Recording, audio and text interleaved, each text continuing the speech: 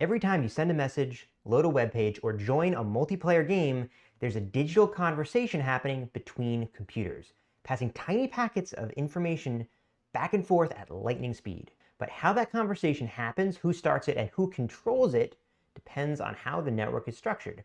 So let's talk about the two most popular methods for these conversations to occur. I'm Josh, software exec, former startup founder and consultant, and on this channel we crack open the secrets of the software industry. So let's talk about the two main ways computers talk to each other. They're called peer-to-peer and client-server. At the high level, these are just two different ways of organizing who talks to who and who talks first. In a peer-to-peer network, every computer, or peer, is equal. They connect directly one to each other and share information and work together with no central authority. On a client-server network, there is a hierarchy. You have a server that's in charge, that's the authority of everything, and then the clients all connect to that server. And those clients, they never talk to each other directly. They only go through the server for everything. So let's see how each one of those works and why modern systems are mostly tending towards one of these specifically. Let's start with peer-to-peer. So imagine a multiplayer first-person shooter game from the early 2000s, right? You and your friends, you all connect to each other's computers, and there's no central server. When you move around, when you shoot, or when you jump, your computer sends that information directly to every other player in the game.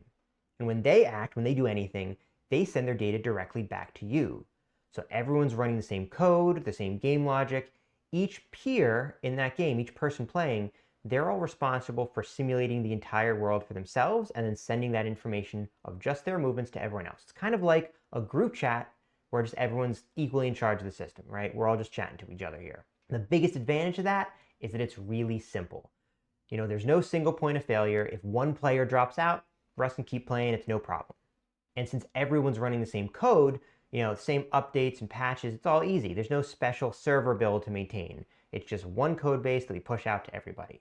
Also very fast because each peer, each player, they're only sending data directly to the other players. It's not routing through servers. It's me directly to you, you directly to me. So latency can be a lot lower, right? That's the time it takes for the data to travel, which means in a lot of games where milliseconds count, you get a lot more out of it. On the flip side, each peer's latency is dependent on their own connection. So if one person's lagging, there's no central authority to smooth out those weird lag-induced issues, right?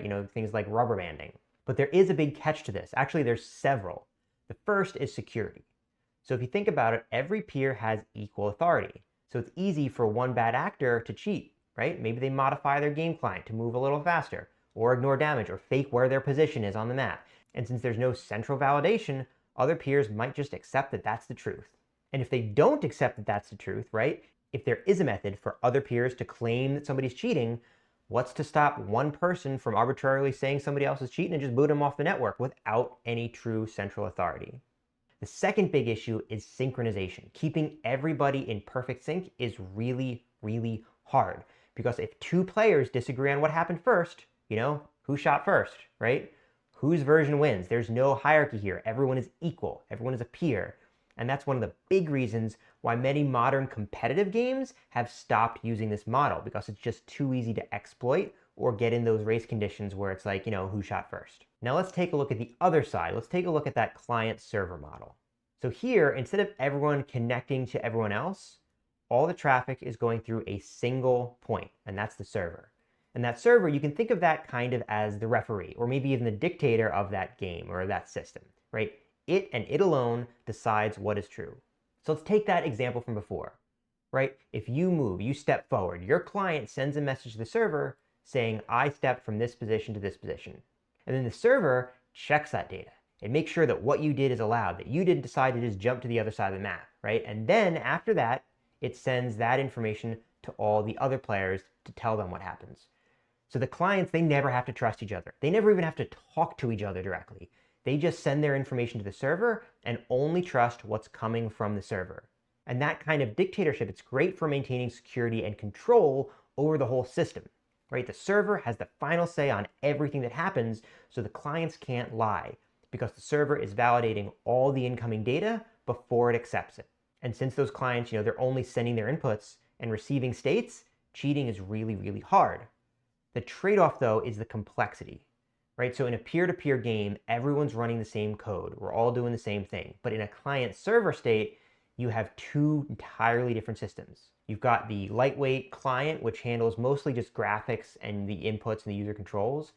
And then this really powerful backend server running there, which is running all the game logic. And it needs to be really powerful because it's tracking everything. And it also needs somewhere to live, whether that's on a cloud or on a system somewhere, on a computer somewhere.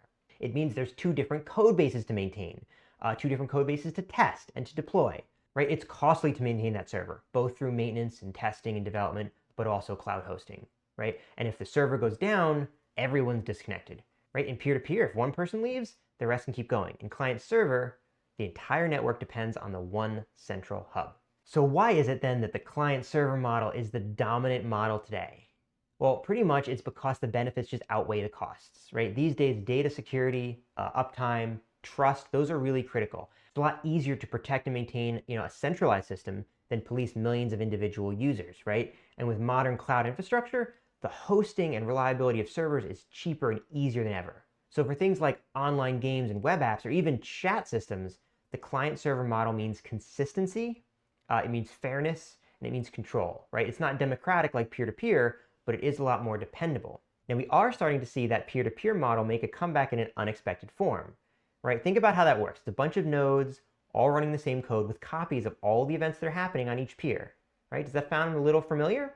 You might be thinking of blockchain, right? Blockchain is very much a peer-based system, but that is something for another video. So if you found that helpful, please like the video, and tell me what your thoughts are on communication models and the future of peer-to-peer networks in the comments.